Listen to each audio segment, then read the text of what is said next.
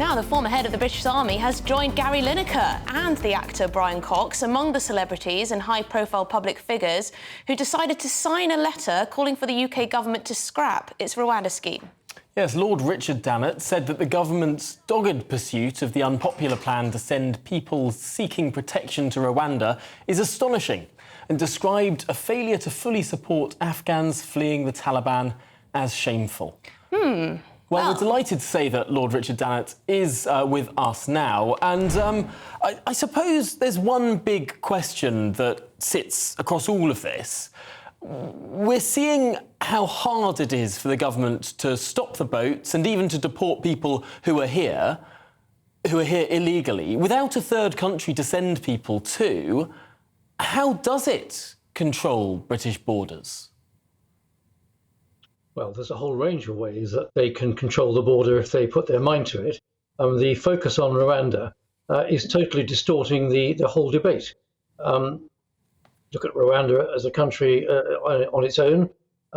It's a country that's had a president who has been there for many years. Some could call it a dictatorship. It's a country that is still in the aftermath of the terrible genocide of the 1990s.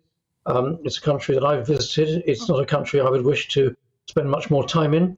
I have a number of Rwandan friends and they're appalled at the prospect of this. Now, if the government really wants to crack down on the migration, illegal migration, and stop the boats, there's a whole raft of things it could be doing and not just focusing on this abjectly awful policy of focusing on Rwanda. There's a much wider number of initiatives that could be followed. Lord Dannatt, do you agree with the government that those crossing by small boats are illegal immigrants? Yes, they are. I mean, there are many ways that you can come to this country legally, and crossing in a small boat is an illegal way of doing it. Now we're talking about the boats. I think we should be having a much more robust conversation with the French. The French could be doing much more to stop the boats taking to the water in the first place. They could be patrolling their beaches. They could be patrolling their shoreline far more and turning boats back and stop boats getting into the water.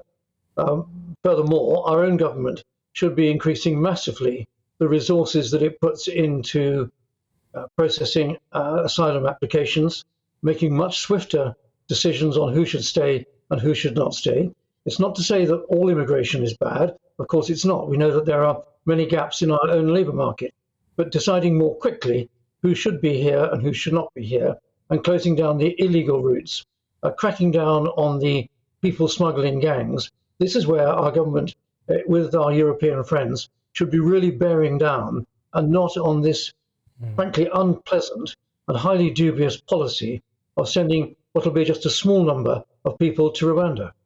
Should we not take into account the words of the Supreme Court, which found, of course, that the policy was unlawful, but in the detail of that decision, they didn't say it was unlawful because Paul Kagame has been in power for 20 years. They didn't say it was unlawful because 30 years ago there was an awful genocide in the country. They said it was unlawful on the grounds of one specific issue, which was refoulement, however we want to pronounce it. The idea that people might be then deported from Rwanda to the country from which they fled in the first place.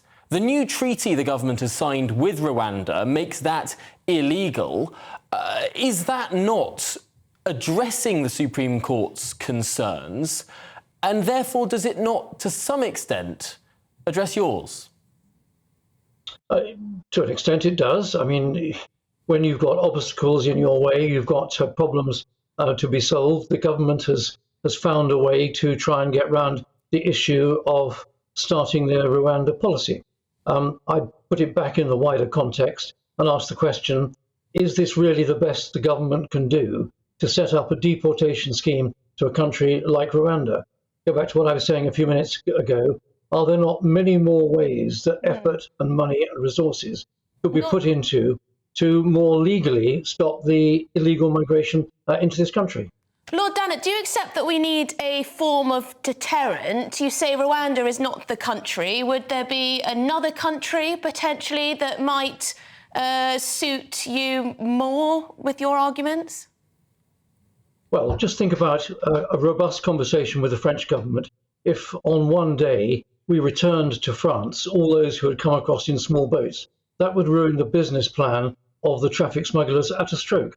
Why don't we consider that much less controversial than taking people reluctantly to a country in Africa and leaving them there? Of course, the French say they won't sign a returns agreement with us. Yeah, Doesn't that sound a bit like wishful thinking? I was over at the Élysée Palace in February with the Prime Minister when he had the British-French conference, the first one in several years. They signed agreements on beach patrols, signed agreements on a new centre being built with British money in northern France. But the one thing the French would not agree to was a returns agreement. Mm. Well, in which case, that's something that we should continue talking to our French friends about. Why should we just blithely accept those who have been allowed to come across the channel? Go back to something I was saying before. Why are the French not being more vigorous in patrolling the dunes leading up to the beaches themselves, patrolling their own water? Frankly, there is a view that actually it's quite convenient to the French to offload all these people on their beaches coming to this country. So a more robust conversation with the French would be one of the things that certainly I would be pressing much more hard that we should be doing. The Rwanda issue is going to be a small-scale issue. It's supposed to be a deterrent. I'm not sure how much of a deterrent it will be. And it's completely muddling the whole issue, which is a really important issue of controlling total migration into this country. Yeah, I mean, it would be ideal if we had an agreement in place with the French, but it doesn't seem like any of our government's attempts have borne fruit yet. But thank you very much indeed for your time, Lord Richard Dannatt, who has co-signed this letter to the government asking them to ditch the Rwanda plan altogether. What if we promised to just buy loads of cheese? It's not going to happen, is it? What if we promised to wear berets? I mean, we've sent hundreds of millions. What if we promised to have onions round our necks and change our national dress to stripy black and white T-shirts? I mean, would that... Tom, that's not very PC to make such stereotypes of the French. But anyway, coming up, let us know what you think about that. Would you have signed that letter to the government saying scrap the Rwanda plan altogether?